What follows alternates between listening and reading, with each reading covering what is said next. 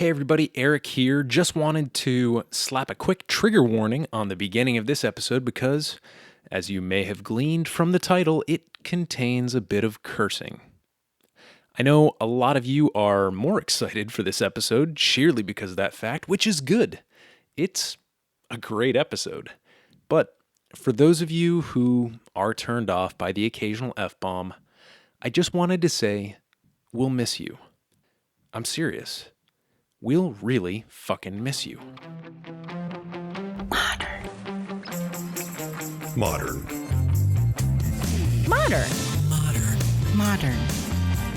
We're prepping for a voyage. Modern. The force of an old-fashioned equals whiskey mass times bitters acceleration. Why don't you make that a double? Modern bar cart. What's shakin', cocktail fans? Welcome back to another episode of the Modern Bar Cart Podcast. I am your fucking host, Eric Kozlik. You may be asking yourself, why the cursing? I thought this was a nice, polite podcast about yummy drinks, so why, pray tell, are you being such a potty mouth?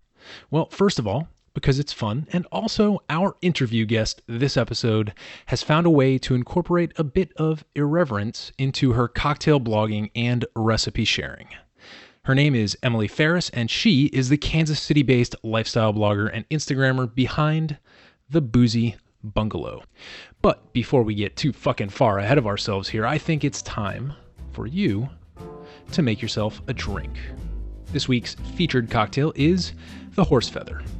To make one, you'll need 2 to 3 ounces of whiskey, bourbon or rye work really well here, 4 ounces of cold ginger beer, Angostura bitters, or maybe some embitterment aromatic bitters, and a lime wedge.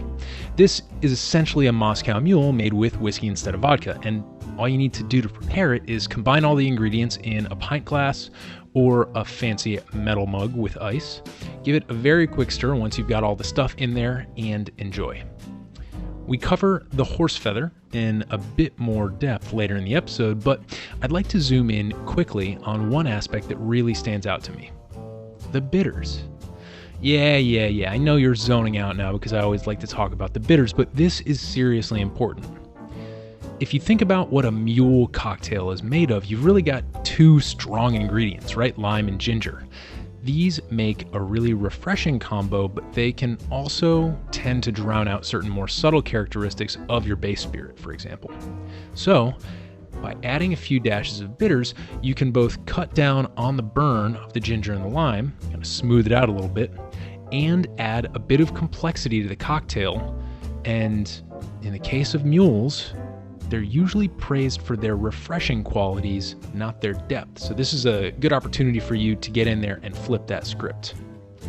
People will say that the Horse Feather and the Kentucky Mule are pretty much the same thing, right? They look and feel very much the same, but I don't see a whole heck of a lot of Kentucky Mule recipes out there calling for bitters. So, if there were a race between these 2 cocktails, I'd have to say that the Horse Feather wins by a nose, at least in my book. Getting back to business here, some of the topics that Emily and I discuss in our wide-ranging conversation include how the Boozy Bungalow brings a shot of humor and reality to the recipe sharing and lifestyle blogosphere and the overly precious Instagram landscape.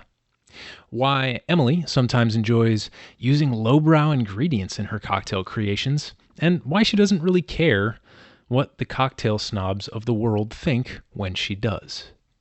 Some notes on the burgeoning Kansas City cocktail scene, tips for taking great Instagram photos of your drinks, recommendations for the strategic deployment of the word fuck, and much, much more. You can read Emily's thoroughly enjoyable blog posts and check out her original cocktail recipes at theboozybungalow.com, and you can follow her on Instagram at theboozybungalow. But for now, how about this? How about you just put in your fucking headphones and enjoy this occasionally vulgar chat with Emily Farris. Fucking Emily, thank you for being on the podcast. Oh my God, that's the best fucking intro I've ever had. Fucking Emily. That's my new name, my new handle. I'm changing everything. Beautiful. So can you just introduce yourself for our listeners? Sure. My name is Emily Farris, and I am a food and drink writer and lifestyle writer. And now that I have a kid, apparently I'm also a parenting writer. But the reason I'm here is that I have a blog and an Instagram account that gets way more attention than the blog called the Boozy Bungalow. And is this an evolution of something that was before it? It is. I started an Instagram account and a blog in March, St. Patrick's Day of 2017, and it was called Festive AF. Well, actually, at first it was called Festive as Fuck, and my handle was That's Festive as Fuck, and my URL was That's Festive as Fuck. But I quickly realized that I could not advertise anything on Facebook that even had the word fuck in the metadata or the URL. So I had to change it to That's Festive AF, which probably worked out a little better and was a little easier for people to stomach. But as time went on, I realized that if I did want to make this a thing and possibly work with sponsors ever, not sell out, just work with sponsors, that I needed to be a little more digestible to the general population. So I changed it to the Boozy Bungalow because I also wanted to incorporate more home decor. So Festive AF was cocktails and crafts and DIY, and the Boozy Bungalow is cocktails and more home decor.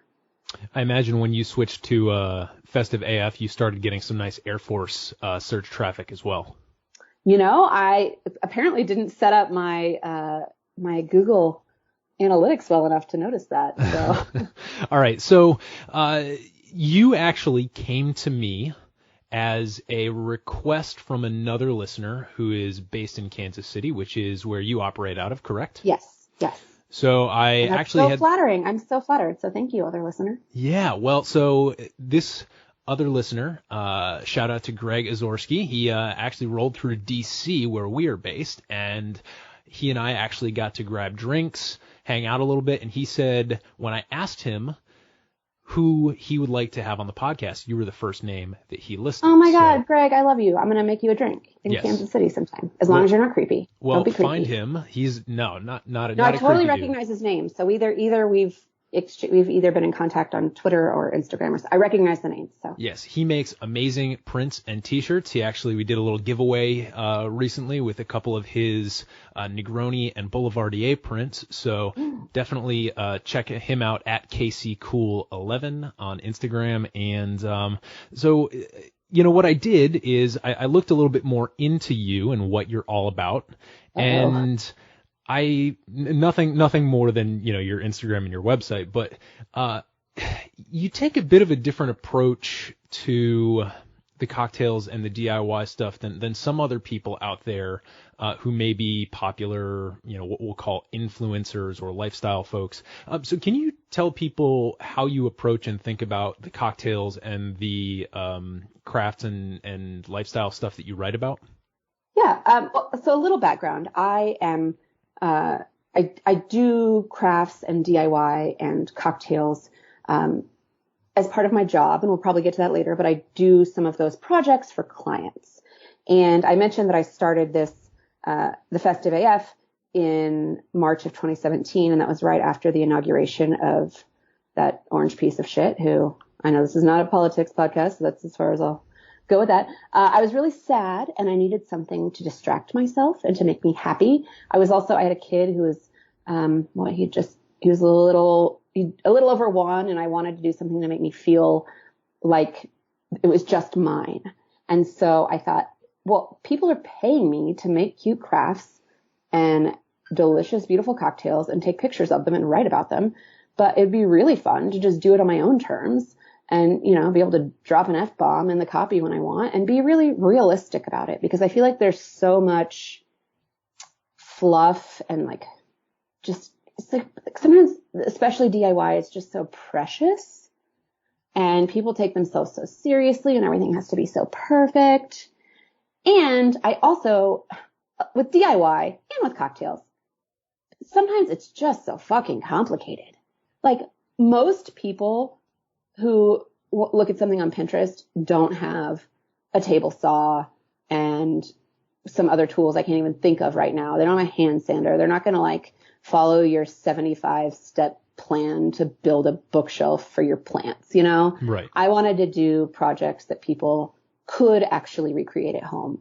And I kind of take that same approach to drinks. Every once in a while, I'll throw in, you know, I get gifted a lot of bottles. So I'll be like, oh, I'm going to play with this absinthe or this, you know, peach liqueur or this apple brandy. Most people don't have those things on their bar, so I try not to use them a lot. I really want to make things that people can make at home. And I really just, I have fun with it. And, you know, so I get excited, I drop an F-bomb. I get pissed off, I drop an F-bomb. And I just didn't want to do lifestyle like everyone else is doing it, which is very, like I said, precious. It's very safe. It's very sweet.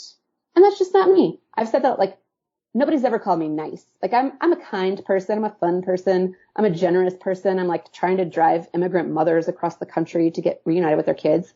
But I'm not, you know, sweet, nice little DIY, just perfect. You know, that's just not what I do.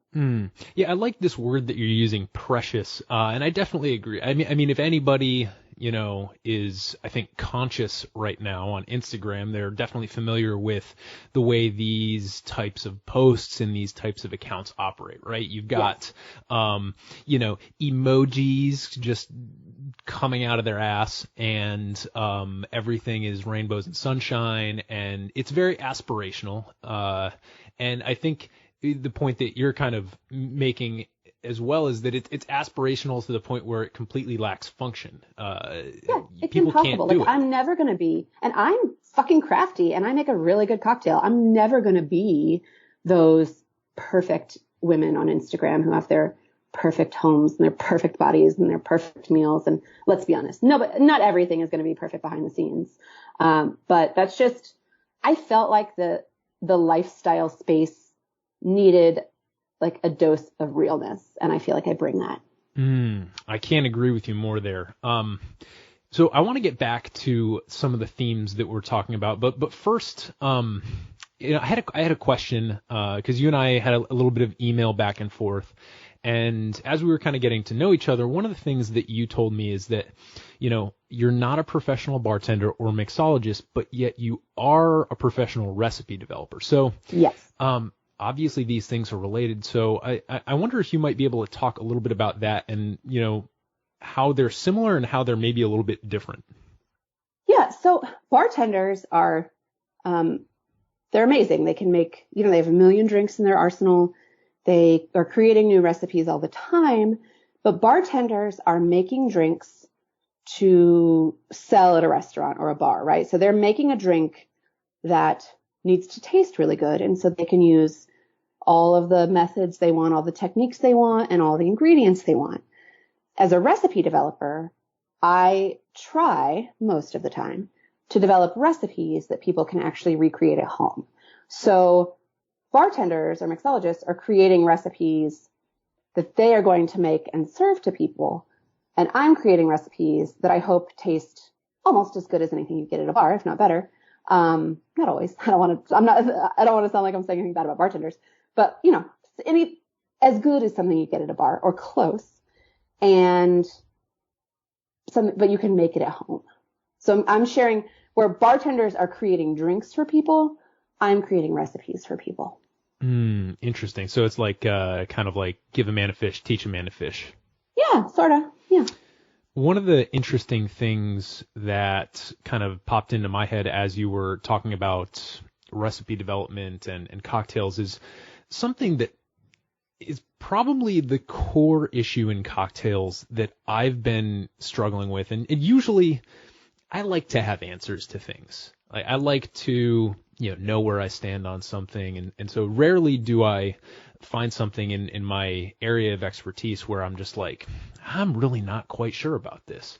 And what occurred to me is that cocktails, like, they're not grounded. They're not nutritious. And, you know, the things that they do, the levels at which we interact with them are sort of like higher up on the scale of human needs in terms of like, we're doing this for flavor and intellectual curiosity as opposed to the fact that we need to eat or we will fucking die.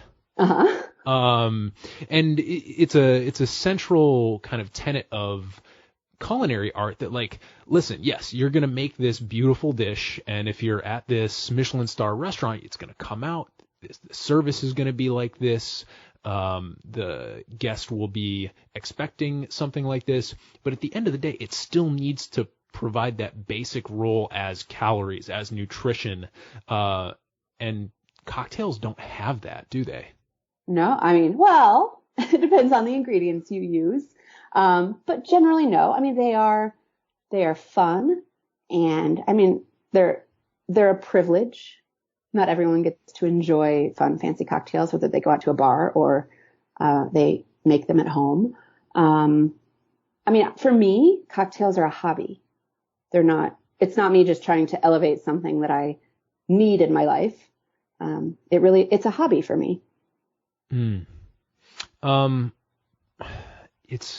I wasn't really intending on getting into this per se, but it seems to work so well with, your approach to, cocktails and even the way that you choose to communicate that stuff. And I remember I was reading this article right when I started getting into cocktails, and there's a guy named Derek Brown here in DC who's responsible for a lot of the amazing things that have happened in the bar community during the cocktail renaissance. And I remember I was getting my Master of Fine Arts in Poetry, which is exactly as pretentious as it sounds at the time. And I remember reading this, and he said something to the effect of this cocktail renaissance or revolution or whatever you want to call it. And like at that time in my life, I was like, words were important to me. So I was like, whoa, who is this guy? I was like, he's clearly very important, but he doesn't even know what it's called.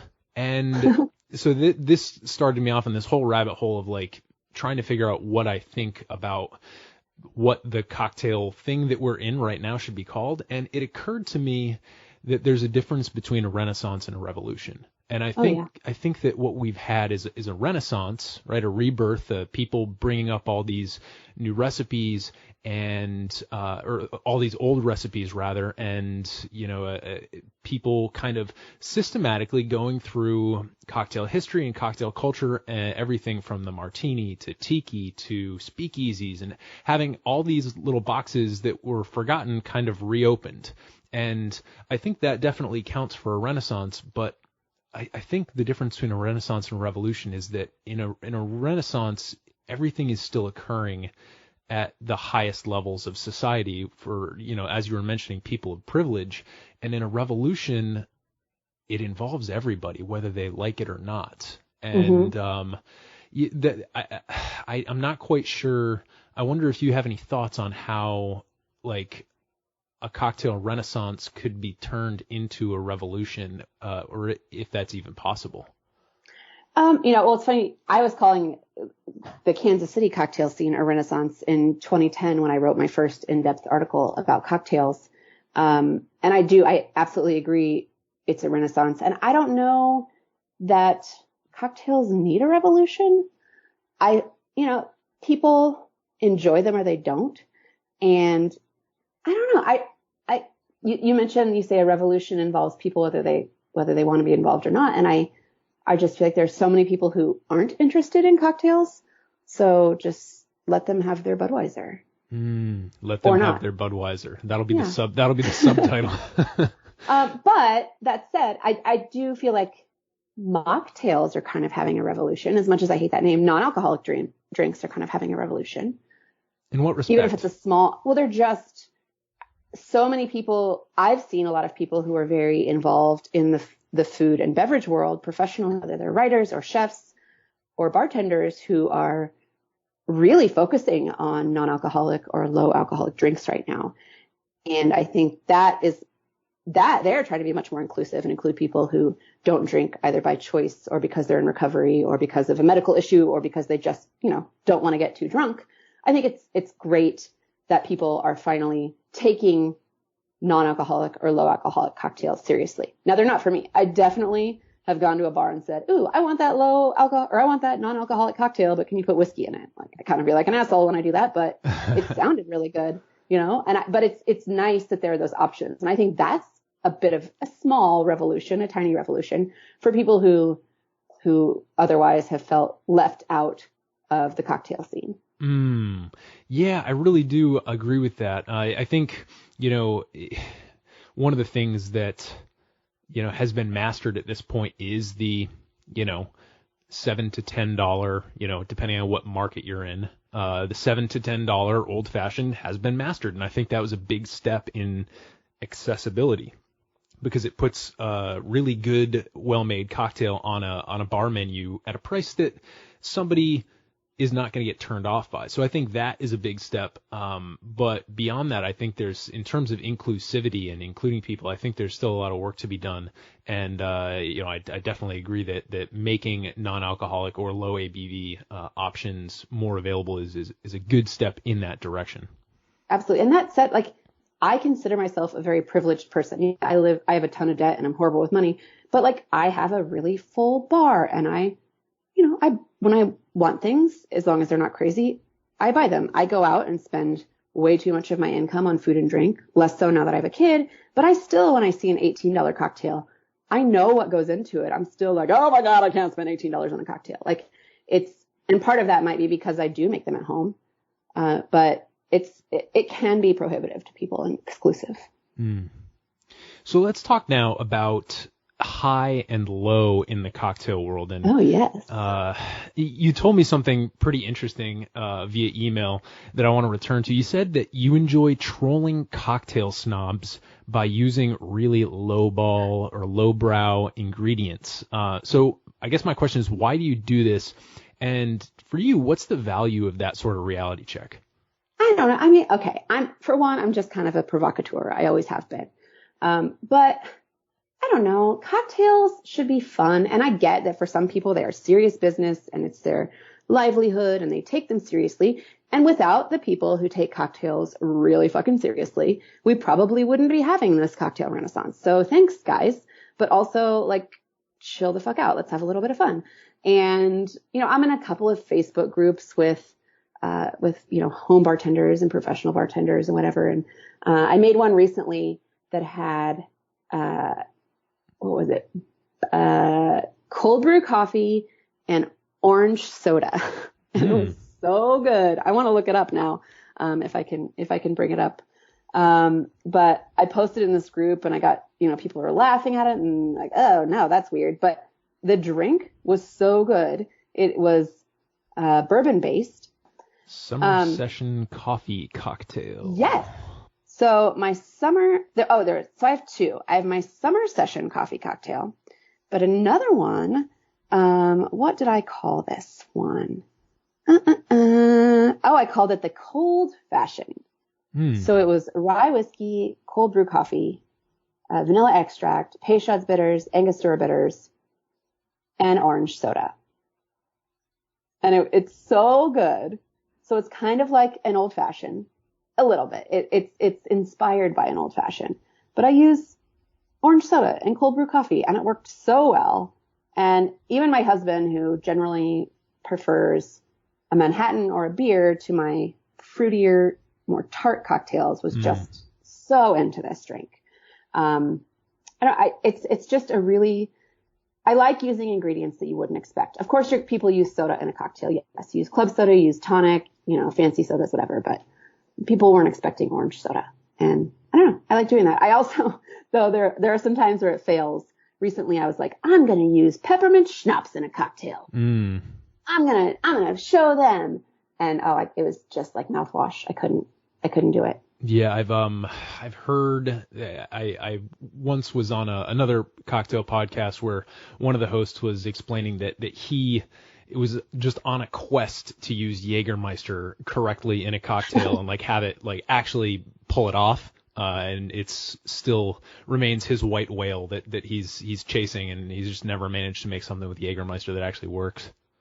Yeah, I mean, look, I'm all about being silly and using unexpected ingredients, but at the end of the day, the most important thing to me is that my drinks taste good. Mm-hmm. And I'm not going to sacrifice my drink just to screw with some cocktail snobs on Instagram. Right. So I think, if we're really breaking down and dissecting what you do and your approach to cocktails, it seems like the heart of it is got to be easy, got to taste good, which is something that everybody can relate to. And then building on top of that, you kind of put in the other touches, the flourishes of surprise and a little bit of comedy, right? Because we get this, right. Let me just read a little bit from one of your recent posts so that people can get a bit of the flavor of your writing, because there's a little bit of comedy here. It's a little bit it's sort of at your own expense, which I think makes it a little bit more relatable. But this is from a post called "She Put the Lime in the Coconut," and you say, "I don't know about you, but every time I hear 'put the lime in the coconut,' it sounds like the beginning of a really good cocktail recipe. So I finished it. My version goes a little something like this. She put the lime in the coconut milk, in parentheses. Then she added whiskey. She put the lime in the coconut. Then she added ginger beer. She put the lime in the coconut, and she drank them both up. She put the limes in the garbage disposal, and oh fuck, the kitchen is flooding." And then you go on to talk about how as you were doing this photo shoot for this post, your garbage disposal basically committed suicide, and you had to go to Home Depot and get another one. And it's a little bit of comedy, but we still get this really refreshing and amazing cocktail recipe. And it's interesting the way that you package that to make it so entertaining for your readers. Well, thank you. I feel so flattered that you enjoyed it. So but I feel like if I'm going to write something, because I'm a professional writer, there has to be some value, right? So I'm going to write you the recipe, and there's some value to that. And the rest of what I write, it either has to be really informative or entertaining. And I am not a cocktail historian.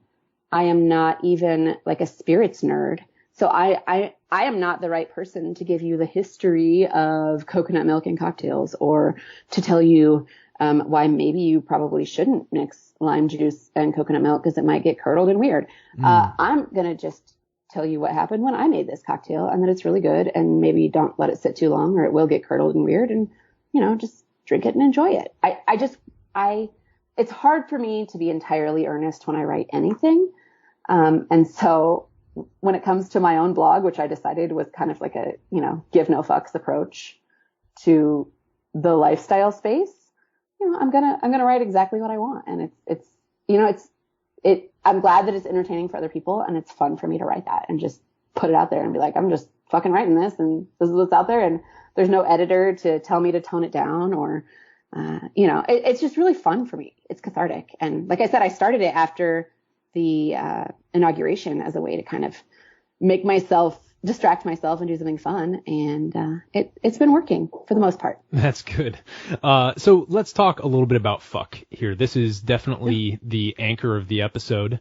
And what makes it Have I been using it enough? I'm sorry. Do you want me to fucking say fuck more often? Because I feel like I'm letting you down already. Not at all. I think we're pretty fucking solid right now. So fucking great. But why is this word just so good? Because nobody just ignores fuck. Like when you use the word fuck, you're not going to get ignored. Either you're going to offend people, which I've absolutely done and do and will continue to do probably until the day I fucking die. Or you're going to shock them, or perhaps they will be endeared to you because, some people I know follow me just because I curse. It's like, their feed is full of lifestyle, really religious lifestyle bloggers, and everything is super sweet. And, they They want something that's a little bit different. Well, you're probably really going to dislike this comparison, but there was recently a very large event that we've cited a couple times already in this interview, and the reason that many people give for Mr. Orange's success is oh my God, don't because compare me to him. is because he was able to resonate with the people, and I don't know, I gotta say, like, the word fuck really does a lot of work to cut through some of the pretentiousness and the sort of, again, preciousness of the lifestyle messaging that's out there. And I think that it's kind of refreshing to see in a world where everything is perfect, unwrinkled, and, just way better than you could ever do it at home. Yes. Though the difference, there are a lot of differences between us, but yes, let's talk about that. I'm using the word fuck and, bringing joy and drinks and DIY into people's lives. And that fucking asshat is ruining people's lives. So I get the comparison that, people relate and pay attention to strong language and somebody who kind of comes out of the gate not giving any fucks. So sure, I will take that comparison, but that's where it ends. Right, you're using fuck for good. Yes. Right. I'm the good fucking witch of the West. Or, I don't know, something like that. The good fuck witch. That doesn't sound right. No, the fuck witch sounds like something you would not want to order on any menu. No.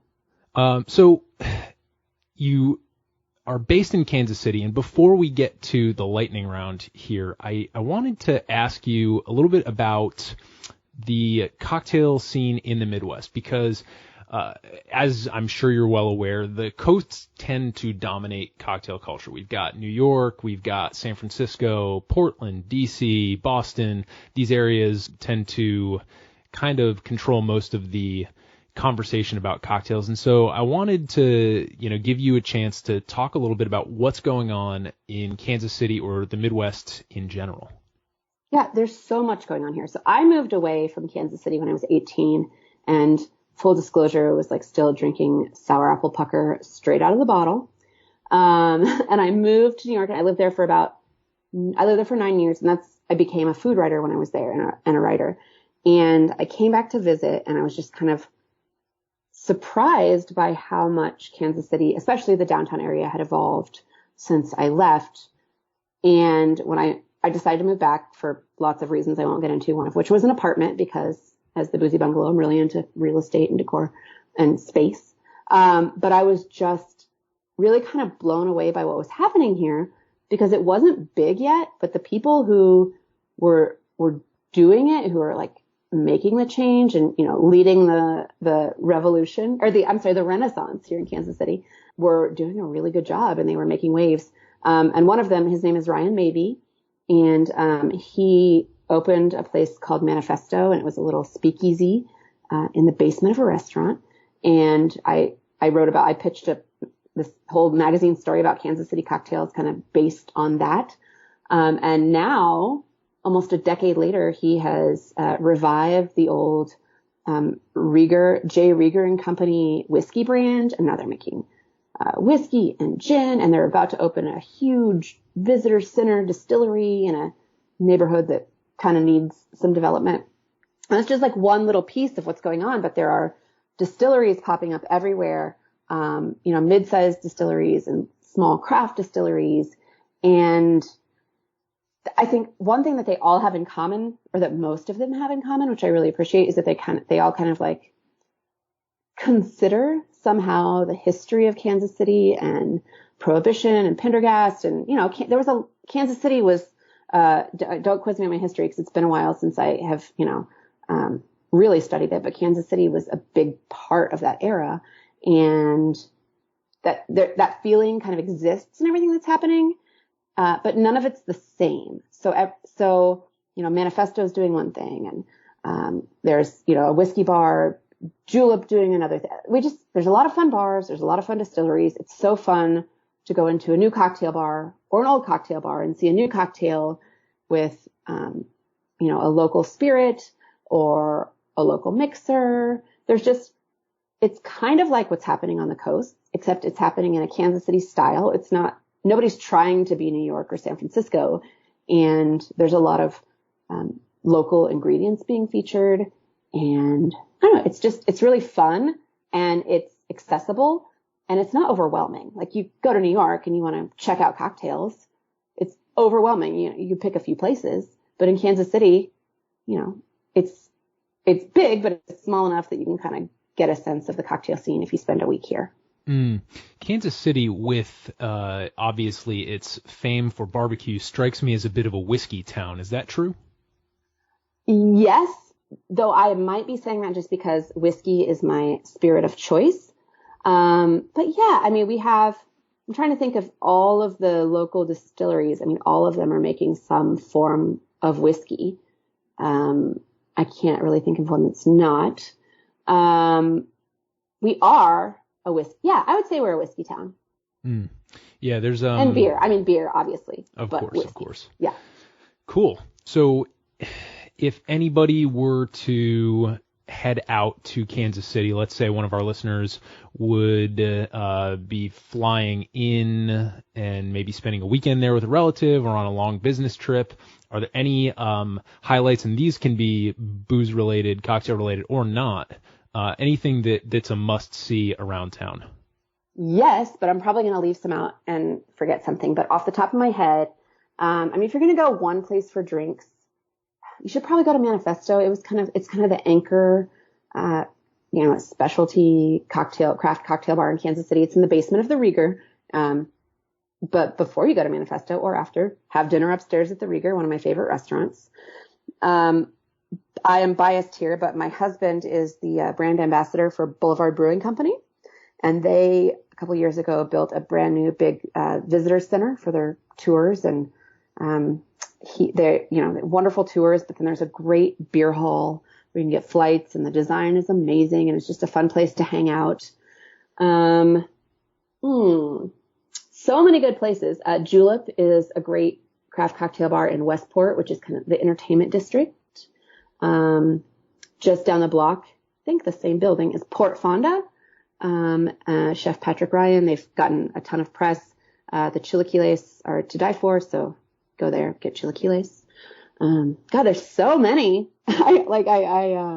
I'm worried I should write a Kansas City visitor's guide on my blog. You should. Yeah, no, definitely. And I just wanted to give folks just a couple of suggestions in case, they wanted, a place to start. And I'm sure that, based on what you're describing, it seems like there's just a ton and there's more opening, every month. Absolutely. Yeah. You'll not be hurting for a place to eat or drink in Kansas City right now. So. For sure. So are you ready for some fucking lightning round questions? Oh, fuck. I hope so. All right. Pressure's on. What is your favorite cocktail? And if you don't have a favorite of all time, that's okay. Just what's something you maybe have recently fallen in love with, if that's the case? Well, I'm actually going to go old school. It's the horse feather, which I pronounce horse feather.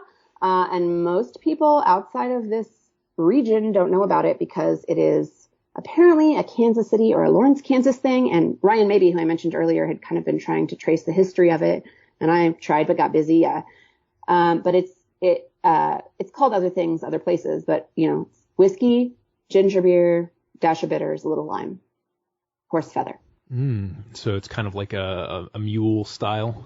Yeah. It's like a Moscow mule, but with whiskey instead of vodka. And apparently in Kentucky, it's called a Kentucky mule or, in other regions because the bourbon, whatever. Right. But we call it a horse feather here. Well, I call it a horse feather. Other people call it a horse feather. And is there anywhere someone could go if they're curious about this cocktail? Is there like a blog on it somewhere? I believe I have a post it used to be, if you Googled horse feather cocktail, like 5 different posts by me would come up. But there is a post on my blog, theBoozyBungalow.com, about the horse feather. So yeah, if you want to read about the horse feather, just make sure your source is in Kansas City. So if you Google horse feather on my site, the title of the post is "Fuck Russia, Drink a Horse Feather." Great title. If you were a cocktail tool or ingredient, what would you be and why? Ingredient is too hard. I can't pick just one. So I'm gonna say I'm I'm a really shiny cocktail pick. What else? So what else does this pick? Are you just kind of like a minimalist pick, or are you like, I've got some that look like arrows? No, I'm like a gold one that's like an unexpected shape, but it's also really sharp. So it's like a standout a little bit, not exactly what you'd expect. It's something that you're going to have in a drink probably, or in a majority or a portion of your drinks.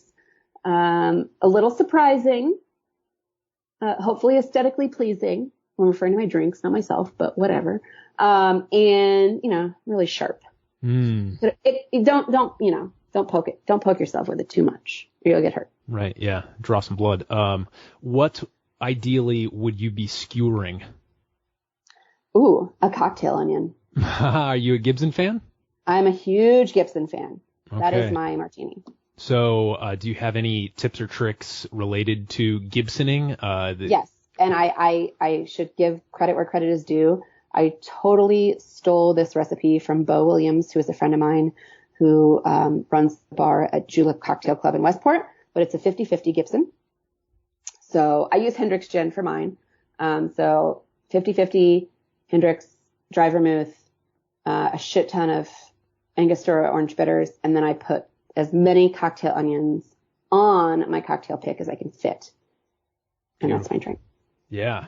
Awesome. And so the onions, how much would you say that they like infuse or influence the drink? Like just for someone who's out there who may be intrigued by the Gibson, but a little intimidated by cocktail onions in general, like what kind of effect do they have? Honestly, it depends on what kind of effect you want it to have. So I have a friend who came over a couple weeks ago and she said she loved gin. I said, I'm going to make you my Gibson.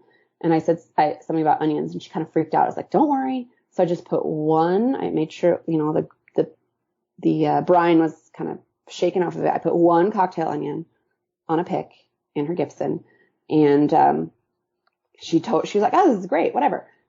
I really like onions are my favorite garnish. I wish I could just go to Costco and turn their like onion machine that makes the perfectly diced onions and just put it in a giant bag and bring it home with me. So cocktail onions are kind of like my dream garnish. I love them. So I will, load up my cocktail pick with them. And then I will even use my bar spoon and put just a little bit of the brine in my Gibson. Right. And it's not completely the same, but it's a similar concept of, salting something that's sweet enhances the flavor of it. So to have that kind of briny influence in the cocktail is just going to give you a more fleshed out flavor profile. Is that? Absolutely. Yeah, absolutely. And I've been known to also add a pinch of sea salt to my cocktails for that same effect. Good tip. Yeah. So speaking of tips, are there any books about cocktails that have been particularly influential or enjoyable for you? I have so many cocktail books. It would be hard for me to really answer that. But one that sticks out for me right now is Maggie Hoffman's The One Bottle Cocktail. And she has been a guest on your show before, correct? She has, yeah. Yeah, she's great. And I love her book because kind of like my approach to cocktail recipes, it's very much for the person who's making drinks at home, who doesn't have, I have a crazy full bar, but it's for someone who might only have a few bottles of alcohol at home. So you don't have all the weird ingredients that bartenders do use at bars. So it's, a single spirit, and then the rest of the flavor comes from, fresh syrups you make at home or infusions or things like that. Right. Anything that you can get with one trip to the grocery store or a walk over to your own kitchen pantry, for example. Exactly. Yeah. One thing that Maggie said in our interview has really been kind of rolling around in my head ever since. And she said, and this kind of relates to some of the things that we've been talking about today. She said there has never been a larger divide or a bigger difference between what professional bartenders are doing and talking about and what home bartenders are doing and talking about. And so, I think that really validates kind of the way that you're approaching, your cocktails for your personal blog. Yeah, I guess I hadn't noticed that divide as much, but now that you mention it, yeah, I'm very much making drinks for people to make at home, like I said. And I think I love that what bartenders are doing in bars, and that's great. And I want to go to a bar and drink that, and I don't want to have to think about all of that work at home to make a drink, and most people don't. Right. So it works out well. Yeah. And in that way, we're not stealing business away. You know, I think some people, I work in food media as a freelancer, and some people are like, oh, aren't bartenders afraid to give out their recipes? Won't that encourage people to make their drinks at home instead of go to their bar? I'm like, not really, no. You know, you share a recipe to get your name out there. But most people who pick up a local magazine and see a bartender's crazy recipe with, 12 different ingredients is not going to make that at home. So don't worry. They're going to go to the bar and they're going to drink that. And then they're going to find something with a similar flavor profile that they can make at home, but it's not going to stop them from going to the bar and enjoying their drinks. Right. Exactly. You can have both in your world, and everything's just fine in the end. Yes. Yes. So I'm going to sneak in an extra question here, but it's not a tough one. I try to ask this question whenever I have somebody who has a particularly curated approach to either social media or blogging, anywhere where there are photos being taken of cocktails. So do you have any advice for somebody who might want to photograph their cocktails and share them on social media, but they want to, make sure that they do a really nice job of it? Yeah, it's probably the same advice that most people will give you, but use natural light. Drink photos that are taken in the dark make me sad. There are a few people who do it really, really well. I'm not one of them. But natural light is going to be the most important thing. Find a way to be steady, even if you're using your iPhone. When I started doing photography, I always used a tripod. I don't really anymore, but I've told people, if you're steadying your iPhone on a pint glass, do it. Just don't drop your phone in a pint glass full of drink. Be steady, use natural light, and garnishes are your best friend, especially something green. A green garnish will take a boring cocktail photo into something gorgeous. Yeah, the garnish, and especially this is a real risk that home bartenders face, and risk is a bit of a strong word because there's really no consequences to it. But what's the first thing that goes out the window when you're making yourself a drink at home is like, this Negroni's fine. It doesn't need the orange twist because that's going to require an extra 1 to 2 minutes of effort on my part to find the peeler, get the orange, peel it, do the So I feel like that's what gets thrown out the window in most cases. Yeah. And I've even seen people in kind of semi-professional or like hobby home bartender groups who complain about having to make garnishes. And for me, they're kind of the best part. But I come from a prop styling background and a food styling background. And obviously, like, aesthetics are very important to me. But I think the garnish also can enhance your experience of the drink. Your sense of smell is part of how you taste and enjoy a drink. And a lot of times I think the garnish really is necessary to, obviously not your enjoyment of the drink. If it's a good drink, it's going to taste good without the garnish, but depending on the garnish and the drink, it really can enhance your experience of the drink. I couldn't agree more about that. Yeah. And especially with like citrus garnishes or herb garnishes, like there's a very direct impact that has on the aromatic properties of the cocktail for sure. Like the twist, you're twisting it to get the oil out of the citrus peel. Mm-hmm. So that's really great advice on the photograph front. We'll definitely have those little tidbits listed on the show notes page along with everything else that we've talked about here today. And speaking of advice, if you could give one piece of advice to somebody who's just starting out as a home bartender, what would you tell them? Just make what you like. Like, figure out what are drinks that you like. So figure out what that is. If the base spirit is whiskey, like, get a bottle of whiskey. If you really like citrus, get some, like, look up recipes. There's no shame in using other people's recipes. I like to look at recipes and then kind of tweak them to my liking.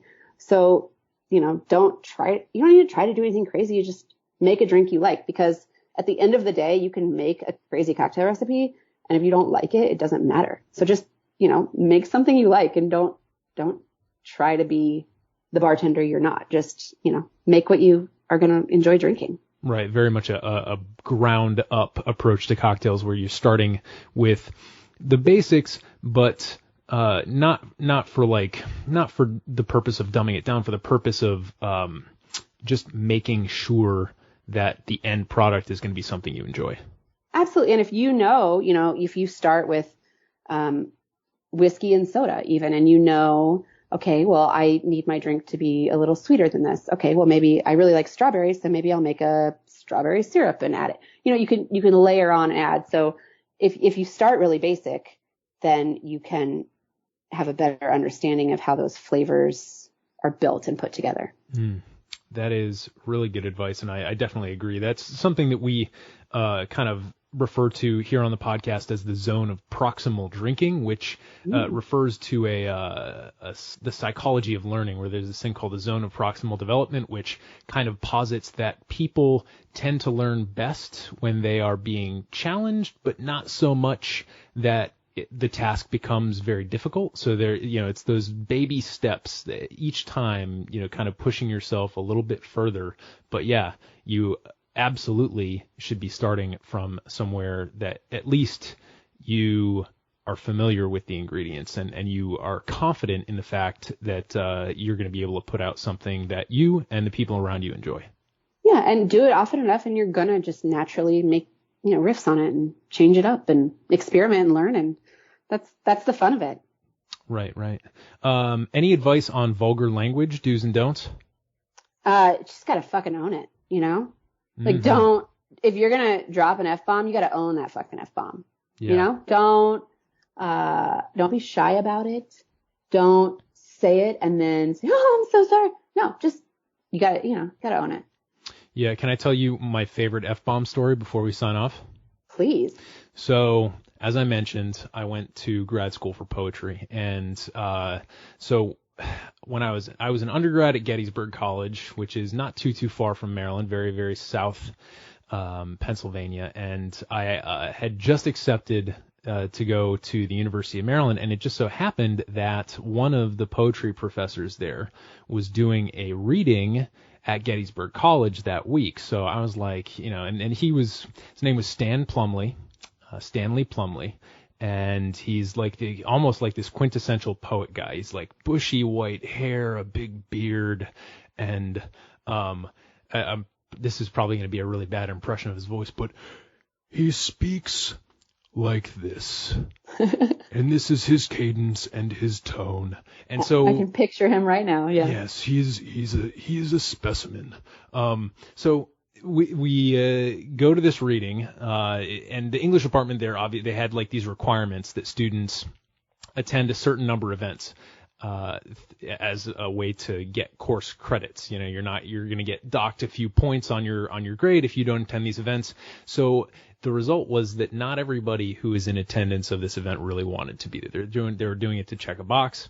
And so Stan launches into his first poem, and it's this dark poem. I think it was called like The Crows or something, and it's like very dark and very brooding.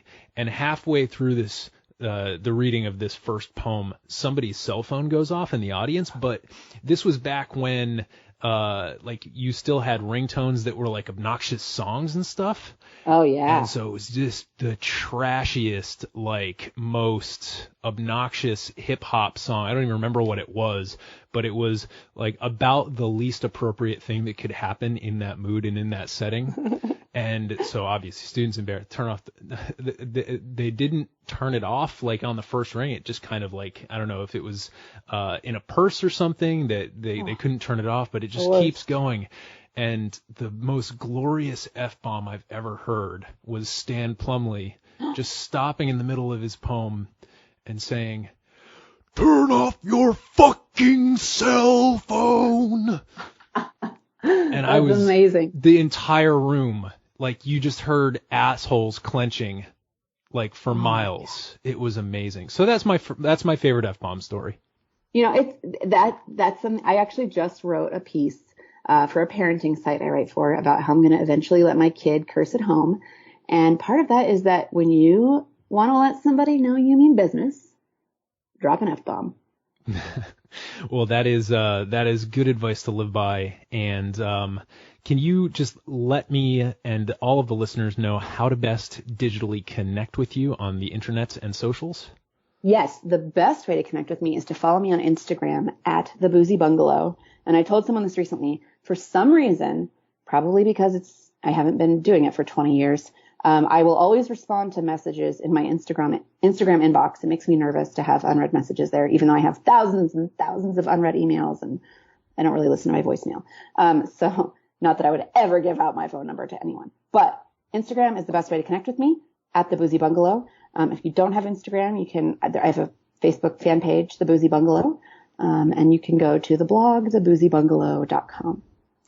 Beautiful. Well, I can't recommend the blog enough. Obviously, beautiful pictures on the Instagram, but for me, part of the fun is reading those amazing blog posts and getting a good chuckle every once in a while. So, Emily, thank you so much for being on the podcast, and hopefully we get around to it at some point. Yeah, this was great. Thank you for having me, and it was really fun. Hey everybody, thanks for listening. If you enjoyed this episode, there's two big things you can do for us here at Modern Bar Cart. One would be to tell your friends and family if you think they'd enjoy listening to us talk about cocktails. And if they don't download podcasts, they can always stream our episodes on their desktop directly from the show notes page at modernbarcart.com. The other thing you can do to help would be to head on over to iTunes or wherever you download your podcasts and leave us a review. 5 stars are great, but we're more interested in your feedback. And the beauty is, the more reviews we have, the easier it will be for other folks out there to learn about our show. We're trying to start a cocktail revolution here, and by spreading the word, you're helping us fight the good fight. You can always reach us by emailing podcast@modernbarcart.com if you're looking for cocktail or bartending advice, or if you're a pro who would like to pull up a mic and be interviewed for all to hear. Also, definitely follow us on Instagram and Facebook at Modern Bar Cart for cocktail porn, recipes, and entertaining tips. And keep an eye out for new product releases and special offers, which are happening all the time. We love our listeners, and we really enjoy giving you exclusive discounts and sneak peeks at our latest and greatest cocktail projects.